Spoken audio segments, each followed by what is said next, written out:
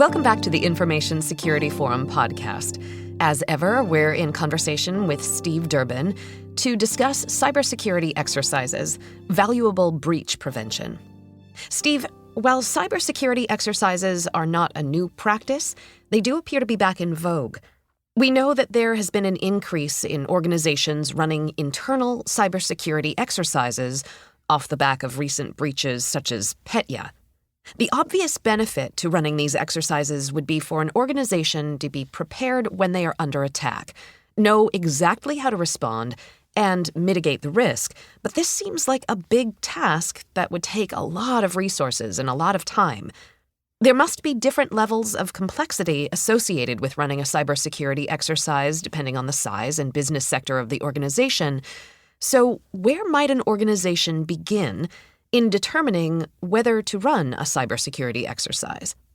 Yeah, it's a really good question, Tavia, because I think that there are a lot of organizations out there that think, we'll do it tomorrow. We'll put it off. We don't have the time to do it. We don't have the resource to do it. Maybe we don't know where to start. And so I think a useful starting point is just to, again, to take a look at the sort of information that you're sharing across the organization and just ask yourself the question, what would happen if that was no longer available to me? So that identifies some of the critical elements that you really need to focus on in terms of continuing to run your business. Because I'm not suggesting that every organization, I think, runs an annual cybersecurity exercise across the enterprise. That isn't what it's all about. It is about how do we make sure that come the day when we have had a breach or we've lost information or whatever it may be, we can respond in an effective fashion.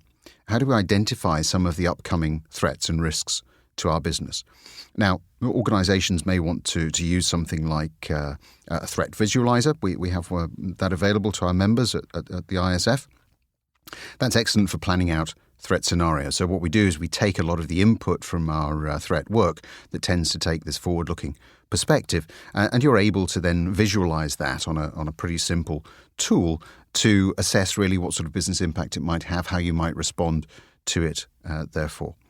And that can help you really to nail down the sorts of areas that you need to be working on, along with the level of sophistication of the exercise that you want to go through, and potentially the frequency. So, an example might be that on a regular basis, you might want to run a phishing attacks exercise. So you're concerned that you have all of your users accessing email, a lot of information coming in from the outside. So good practice would say, perhaps on an annual basis, let's run a phishing attack.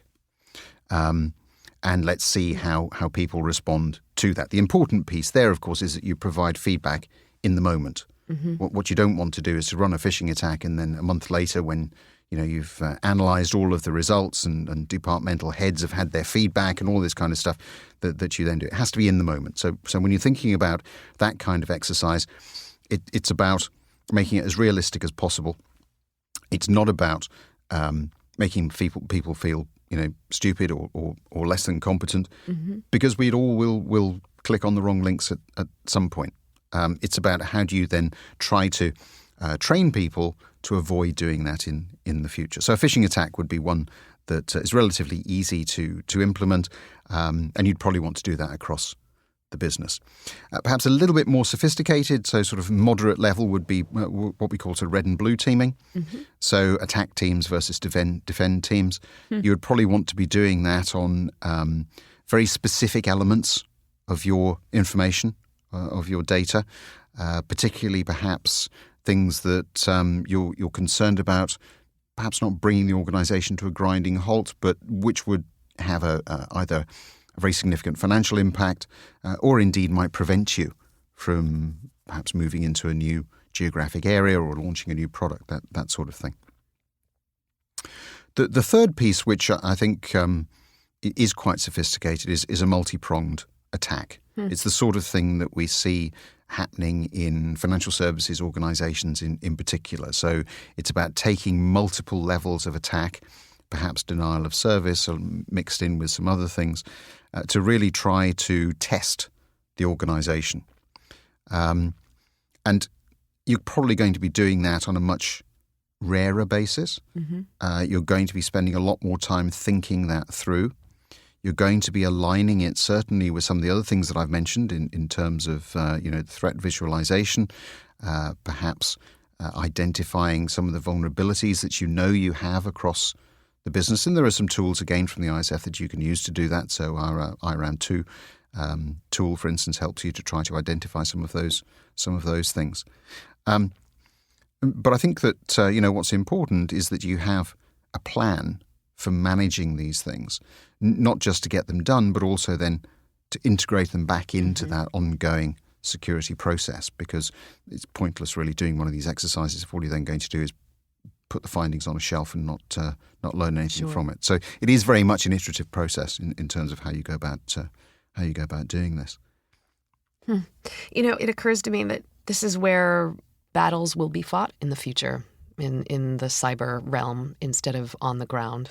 Do you think that's a fair projection? Yeah, I think so. I think we continue to hear, certainly at government level, doesn't matter which part of the world you happen to be in, talk of cyber attack. That isn't just going to be nation state against nation state. Of course, there are some very critical organisations in the private sector that provide service. There is critical infrastructure that of course, no country can manage without, that will necessarily get caught up in some of this. And so the running of cyber simulation exercises, security exercises, is really pretty fundamental in those areas, to just make sure that your defences really are as good as they need to be. But more importantly, to test how you respond. Because it has to be said that if an attacker is very determined, they will probably get through, particularly if we're talking about nation state. So, spend a little bit less time, I suppose, worrying about how you might prevent some of those full-scale multi-pronged attacks, and a little bit more time on how you're going to respond to them, how you're going to protect information, how you're going to get back up and running quickly, and how you're going to communicate some of the messages that you need to be communicating right the way across the business, and indeed with the public or other organisations that you're working with at large. Running drills, basically. Yeah, exactly. Yeah. What does a successful cybersecurity exercise look like? I think it's one that really produces insight for you into how your organisation is responding. So that's what I would say. And I'm thinking in particular here of again, going back to the General Data Protection Regulation, a number of organisations that I'm aware of, the ISF included, they're running simulations. So we're looking at things like subject access requests. How do we respond to those? We're looking at how might we respond to loss of data. So we are playing out attack scenarios so that we're better prepared for incidents that might come about. And I think, again, some of the better ones are related to what people understand to change at the moment. So, GDPR is a good example because that has changed significantly the way in which we manage personal information. You also have, of course, legislation behind it with some real teeth. So there's some, financial implications. So there is an incentive, if you like, for organisations to actually get it right, and that's a pretty good place to be. From a financial services space, it has to be said that there are probably some world-class cyber exercises that are run there. The banks very often getting together, whether it be at a national level or across legislative level, to really test how they would respond. So that critical infrastructure that I was just talking about, I include banks in that, and really stress testing the banks, their ability to respond, their ability to share information with the necessary authorities, and to walk through all of the different scenarios. Good cyber simulation exercises, of course, won't just be vanilla flavored. There will be multiple things that happen. So you will walk people through certain scenarios. You will then change the scenario, and they will have to respond to that. And there are some very good software-based applications that help you to do that where you can really increase or decrease the level of sophistication depending on what it is that you want to do. So there's a very real sort of industry, if you like, that's setting up in this particular area. And is it necessary? Yes, absolutely. Should most organisations be going through it? undoubtedly. But it's all about the level. So again, if you're a small business listening to this, you're probably not going to get into some of that higher level of sophistication. But you should at least be thinking about phishing attacks. How would you respond to that? What would happen, for instance, if your cloud provider was unable to provide you with the information that you were using? Most small businesses are using cloud services. Most of them don't have, rightly or wrongly, the right level of control over their third-party provider. So they're taking a standard contract. So they're having to take what it is that the provider is offering for reasons of cost and a variety of other things. So it is just worth thinking through some of those and just playing out, how would I respond if my cloud provider wasn't able to provide me with access to my data? How long could I last without that? And if the answer is not very long, well, what are you going to do about it? And so just play that through. It's a lot to think about. Running an effective cyber exercise sounds as if it is highly dependent upon people's buy-in and their participation. And moreover, getting people to think about what they're going to do in that crisis situation. So who are the people and what are the teams required to run such an exercise, and how would you go about getting their buy-in? Yeah, I think there's a number of different levels that again, you need to look at here. And in my favourite, I suppose, around these are some of the ones where people aren't aware that they're going to happen. So you don't really want to advertise it widely that you're going to be running one of these simulations. And that is the same whether you're talking about a physical penetration exercise or whether you're talking about more remote and sophisticated ones that we've just been touching on. I think that there are three things that I would say about it. The first is, you do have to make it personal. So people do need to understand why it's necessary for them. So this is back to that old chestnut that we keep coming back to about awareness and people and so on. But it is about people understanding why it's important. So I think that's part of the messaging that has to go behind all of this. Gamification helps no end. The exercise should actually be, dare I say it, fun. Yes, of course, it has a serious content, but people also afterwards want to be able to look back at it and say, okay, I can see that there was benefit in going through it. I can see that there were different scenarios that were being played out, and it was an efficient way of being able to manage my response in that area. I think the other piece that we need to focus on is really simulation at the board level. And it doesn't matter too much what kind of breach you have. If it is serious in nature, then inevitably the board is going to have to be informed. Inevitably, the chief executive is probably going to have to face potentially the press, certainly shareholders, certainly employees, certainly other board members.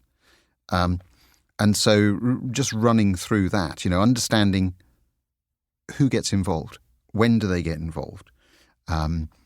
Some people might say, well, it's all about security. So it's the IT people, it's security people. Actually, it also takes into account things like HR and legal. It takes into account PR, communications, marketing. It also looks at that whole forensic piece in terms of the cleanup afterwards. How do you really try to find out and dig into who has done what to you? Very few organizations are able to do that themselves. Very few organizations have the right level of skill on staff to be able to draw on that. So where do you go? Who are the people that you've got at the end of a phone when things go wrong that you can pick up and effectively will come in and help you clean up? So it's about thinking through all of those different things too.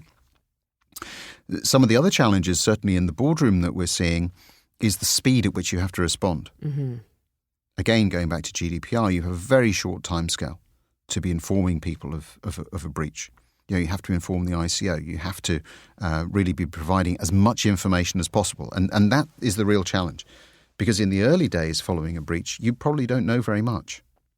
So how do you drill a CEO to be able to really respond in that? Because again, research has shown that if you can respond effectively in those early days, that reduces the overall impact on the business from a shareholder perspective, from a stock price and so on.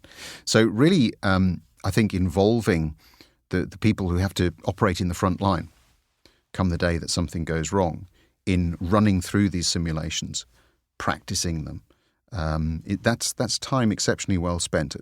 But of course, from a security standpoint, sometimes that can be quite a difficult sell because you're looking to get people who are time poor to participate in something on the basis that it may not happen for another 12 to 18 months. And so I think, embedding just the practice of running through these things into the way that we do business is probably the way to go. And I think that increasingly, as we all become very much more dependent upon cyber, we're all active in cyber for running our businesses. We're going to have to just recognise that good cyber hygiene involves running simulation exercises, some of which will be very sophisticated, and we need to do that because that's the only way we're going to learn from our mistakes and really get fit for the day when we have to do it for real. I always like it when you reinforce the idea that security is company-wide, that it is not ever going to be limited to the IT department. It is going to be your HR department and your marketing department and all of those working together. So getting people to buy into the fact that they are a part of this security solution is, I just think that's such a good thing to reinforce. Yeah, I think the days are long gone, frankly, Tavia, when security was something that other people did for us. We are still going to be reliant upon IT. Of course we are for the systems.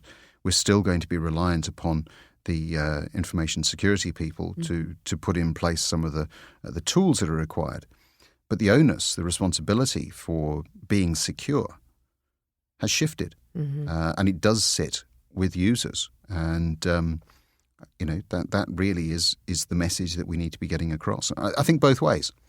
Because it isn't just about instructing users what they need to do. It's also about listening to users about how they use technology, what they actually find easy, not so easy, and reflecting that in our security policies and approaches. And I think running simulation exercises really does stress test that. And that, for me, is one of the big values of running such programs. Do you think companies are remembering to ask their users how they're interacting with the technology? I think that it's an ongoing developmental thing. A lot of organisations, I think some of the smaller ones, more entrepreneurial, yes, of course, because they've grown up, they've had the benefit of not having to try to unpick legacy systems. They've gone straight into the cloud, for instance. They've gone straight into mobile devices, and so it's become natural. I think the ones that struggle a little bit are the ones that have the legacy systems. But, very often those are organisations that are running our critical infrastructure and are very, very large. And so they have difficulty in trying to, make some of those changes that are more agile, smaller, more youthful type organisation might be able to accomplish. Interesting. So once you've completed such an exercise, then how do you assess that the objectives have been achieved for both the organisation and the teams involved? And finally, how do you make this a sustainable program? Yeah, I think that if you get to the end of it and you're not quite sure whether or not you've achieved your objectives, you're probably stuffed up at the beginning.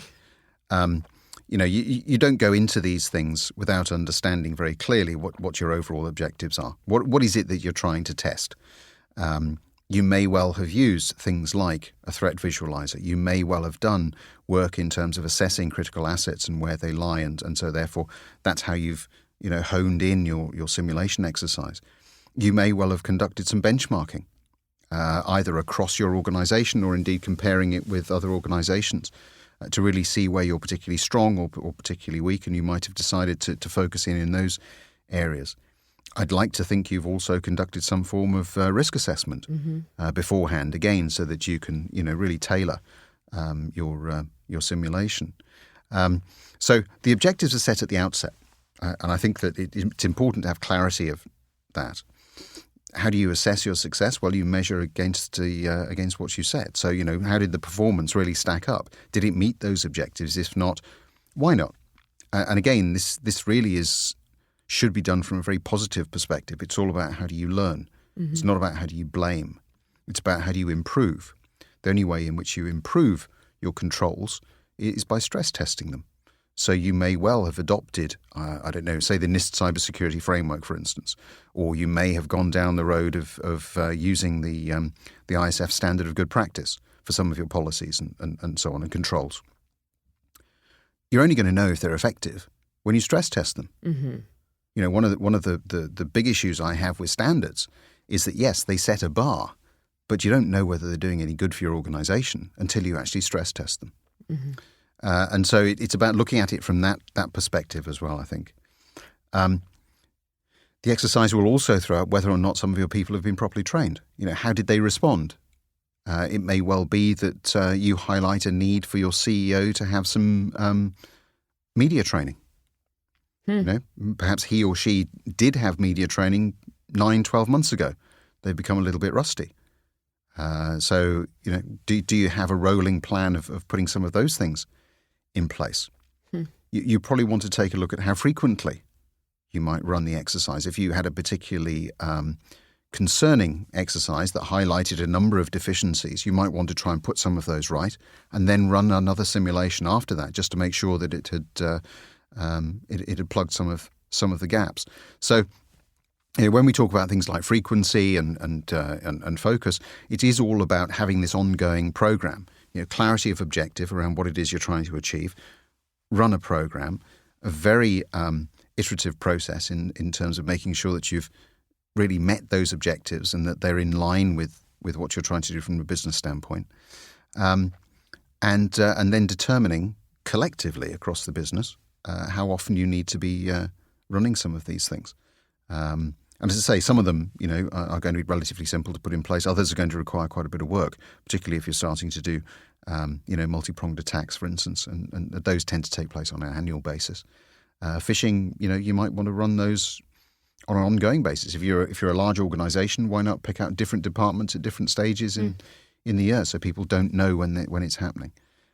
Because you're trying to learn from everyday practice. That's really what it's all about. It's fascinating because it requires so much creativity and vision. So I'm intrigued by the idea that people have to have a very broad view and be thinking of these things from a different perspective. As I said, a highly creative perspective. I think that's right. And I think that, you know, if we look back, you know, this is one of the very interesting things about the way in which I think cyber has evolved and changed.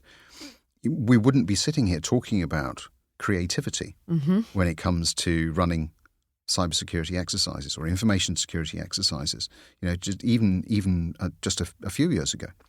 So I think that the whole industry has changed very, very significantly. And, you know, increasingly we're going to have to take into account things like artificial intelligence, for instance, in all of this area, where we are giving over certain areas of security to systems, to machines. And you know, how do we respond in that scenario? How do we run simulations in an artificial intelligence environment? So I think that, again, it's a fascinating area. It's something that we're currently working on at the moment within the ISF. We are putting together a report that's going to look at how to deliver successful cybersecurity exercises and simulations. That should be out certainly in the autumn this year, 2018. So all of these sorts of things, you know, we're trying to look at capturing. But it's a fascinating area, and I think there's something in it for quite a few people that perhaps wouldn't necessarily have got involved on the creative side. Mm-hmm. Or we could just go back to paper ledgers, I guess. You know, it's another option. We could do that. We can have a conversation about that sometime. Well, thank you for sharing your insights into how organizations should approach running internal cybersecurity exercises to support breach identification and prevention.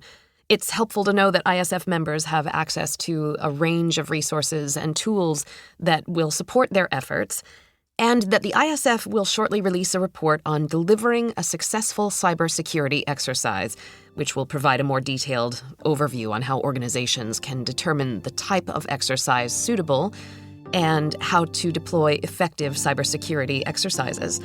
For more information on ISF's Threats Visualizer, Critical Asset Management, Benchmarking Tool, and Risk Assessment Methodology IRAM 2, please visit securityforum.org.